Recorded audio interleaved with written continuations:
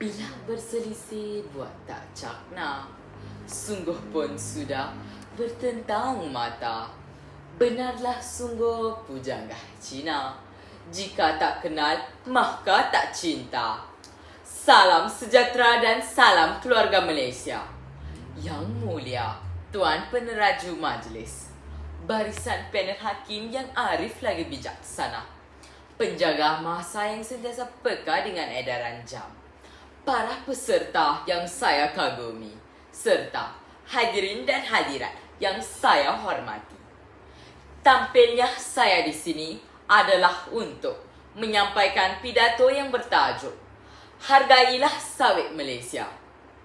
Hadirin yang dihormati sekalian, sudah terang lagi bersulur, kerajaan telah pun memperkenalkan pelbagai dasar maupun inisiatif untuk industri kelapa sawit di Malaysia, dan antaranya ialah Pelancaran Dasar Agri Komoditi Negara 2021 hingga 2030 yang menggariskan penekanan dan hala tuju salah satu komoditi utama, yakni sawit.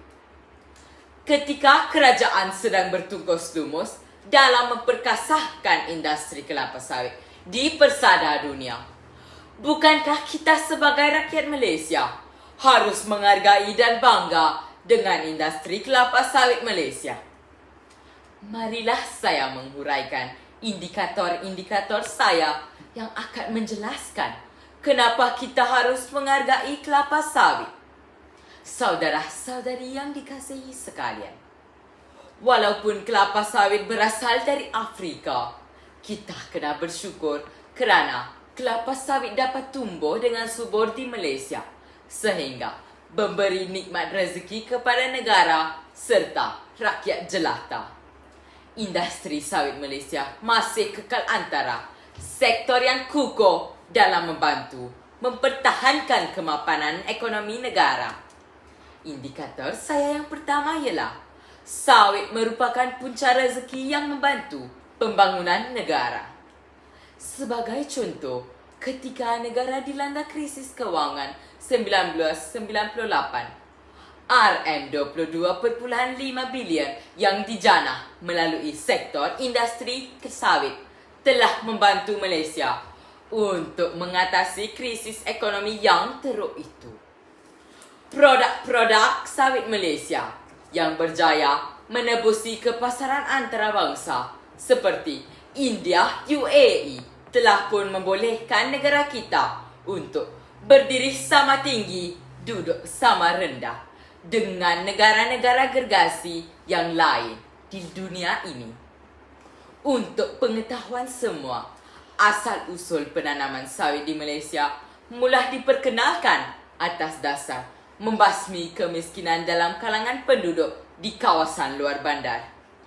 Indikator saya yang kedua ialah industri kelapa sawit Malaysia memainkan peranan penting dalam mengurangkan kadar kemiskinan serta menaik taraf hidup penduduk di luar bandar.